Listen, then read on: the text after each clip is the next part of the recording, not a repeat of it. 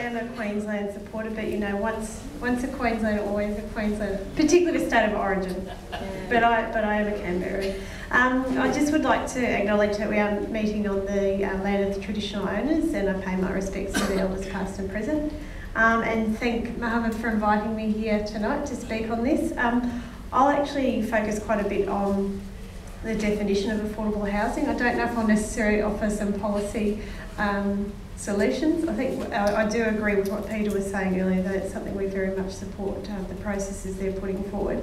But while definition might seem like a small thing, and some people do see it as a small thing, I think if you don't get the definition of affordable housing right, the sort of strategies you pursue are impacted by that, and that's why we actually see it as being a very important part of the overall strategy that we pursue.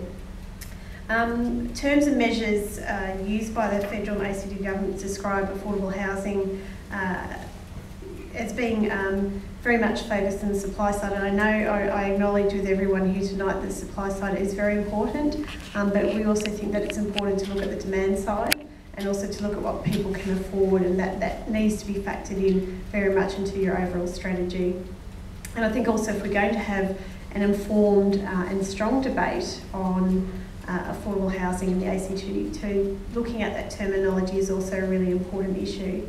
And one of the key documents, which has already been mentioned tonight, is the government's Affordable Housing Action Plan, and I imagine George will talk about that quite a bit.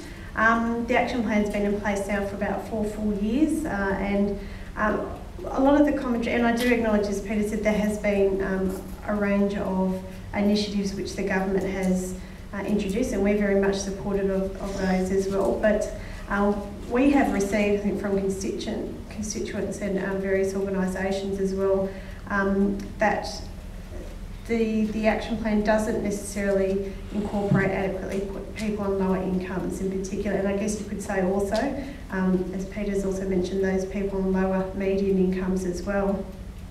And many of the people who are in housing stress can't always afford those products that the government is selling. I think the problem with it is they don't necessarily fall within public housing, they don't necessarily fit in with the other bracket as well, so you do create quite a gap with those people who don't fall within what is being defined as affordable housing but don't fit into any other bracket, and that's where you get a big problem. And I think this is again why the definition of affordable housing matters, because if you don't set the right goals in the first place, then you're not going to always reach the groups who you should be when you're looking at what is affordability. And I will mention the Auditor General released a report today which looked at land supply and residential land supply and development, and looked at a number of the programs which the government has, and the report did note that there have been some good results, but I think one of the interesting things for me that it did mention that there was an expectation that the initiatives would be articulated into clear and measurable targets and indicators within the statements of intent that LDA put out, and also statements of performance that the Planning Agency ACPLA puts out. But with many of the initiatives, this hasn't occurred, which again I think then impacts on what you're actually trying to achieve with your strategy. And since the strategy was launched in 2007, the Chief Minister has referred many times to housing in the ACT being the most affordable in Australia, and I acknowledge obviously that we have heard with our speakers that this could be used as a fact in some instances, but again, as Peter said, the analysis is based on whether households earning median incomes can afford median house prices, and that includes rentals. And we obviously do have quite a lot of people on higher incomes, but people on the lower incomes do really suffer and are very much impacted by the sort of policies we have in the ACT. And the type of analysis is also based on, we call it the 30% rule, and as Peter's already mentioned that, so what percentage of Canberra's households are paying more than 30% of their income on housing? And given the top 40 to 50% of income earners aren't necessarily going to have a problem, as they can afford to purchase or rent properties that are within their means, what we really should be looking at is that bottom 40% of income earners. And as I said, this is the 30-40 rule. It gives much more accurate description, we feel, of how those people who are likely to experience housing stress are faring. And the types of incomes we're talking about when we refer to this is The median household income for Canberra is just over 100,000. These facts have already been mentioned tonight. I'll just mention them again though. The average wage is about 75,000. A new start allowance is only 12,000 a year, and the national minimum wage, which covers industries such as hospitality and retail, is about 29,000 a year. So just imagine if you were a single person on 12,000 trying to afford rent, or a single parent with 2 kids on say 40,000.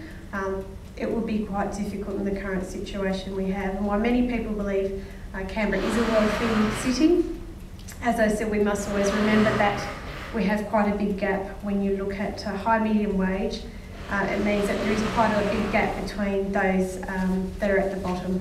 And the median income earner might be able to afford rent even though it is expensive, but the chances are that someone in the bottom 40% will have difficulty finding a place to live.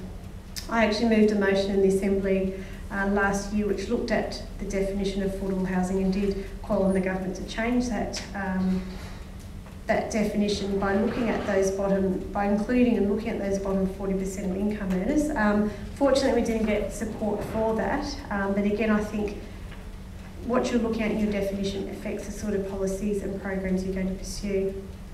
The government's Affordable Housing Action Plan, I do think very much focuses on those households that have two adults earning a moderate income and wish to buy a house. Work done by groups like the Australian Housing and Urban Research Institute shows that low-income renters are the largest group of households experiencing an affordability problem, and for 70% of them, home ownership is not something they see as likely.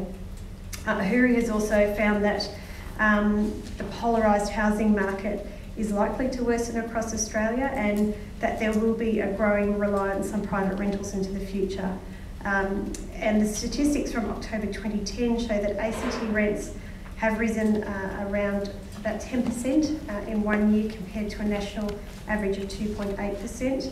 And commentary on the market has signalled that rent prices are likely to rise in Canberra.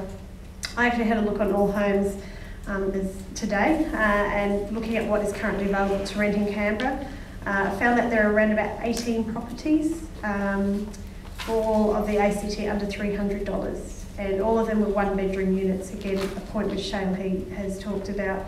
2-bedroom units started at $300 a week, and 3 bedrooms started at $350 a week. If we were to use the strict 30% rule, where a household is classified as being in housing stress if it spends more than that 30% of its income on rent, a single parent with 2 children living in a 2-bedroom flat would have to be earning around, or at least, $47,000 a year before tax. And I think that is something which would be quite difficult for many single parent households.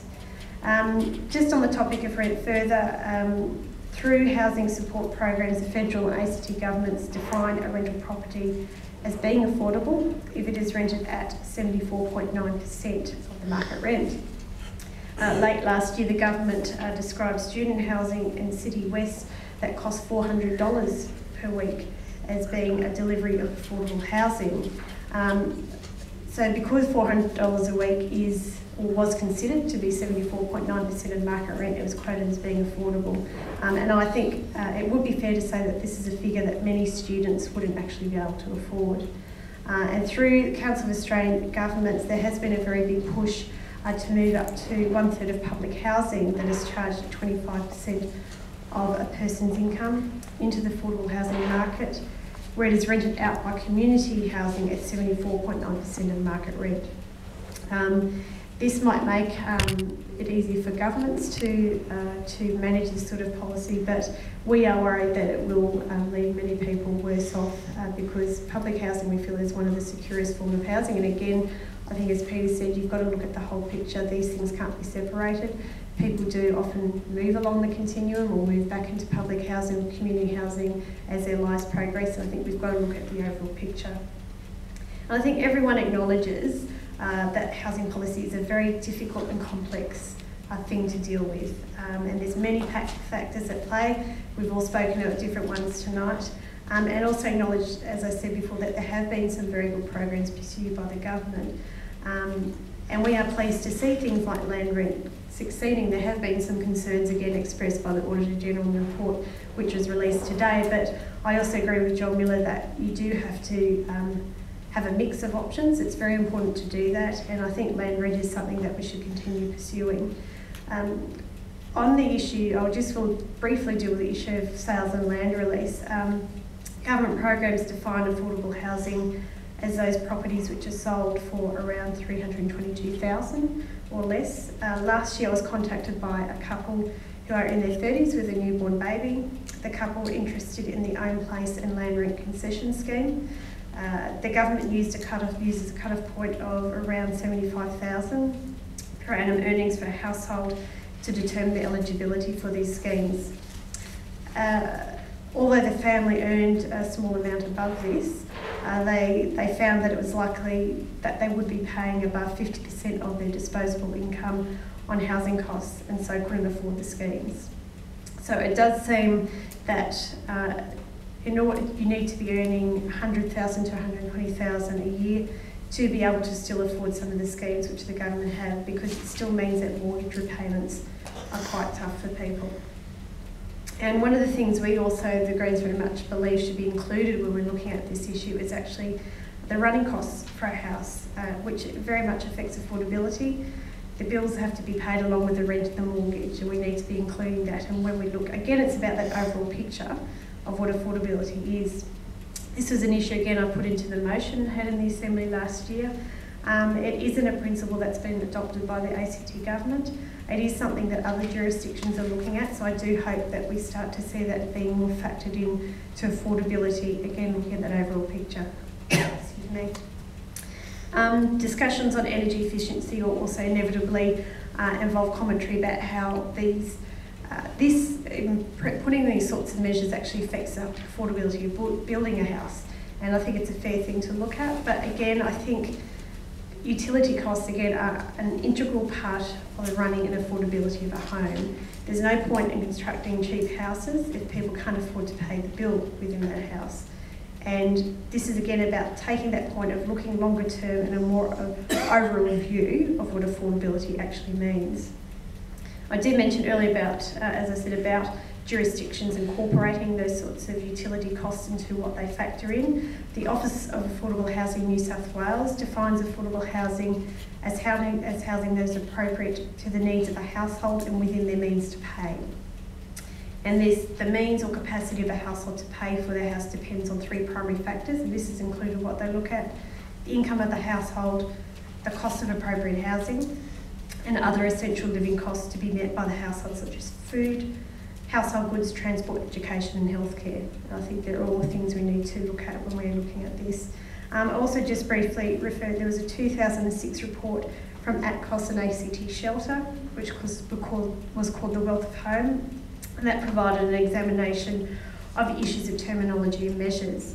And it notes that we should be using a series of concepts and measures and not just one definition when it comes to affordable housing. So I probably haven't offered any policy solutions here, but again, I think it's important that, as I said, it might seem like a small thing, but the definition you pursue affects everything that you look at, and that including those utility costs in affordability is a really key part of determining whether or not people can then afford to pay mortgage payments, rent payments, or all those other costs that go to their housing. Thank you.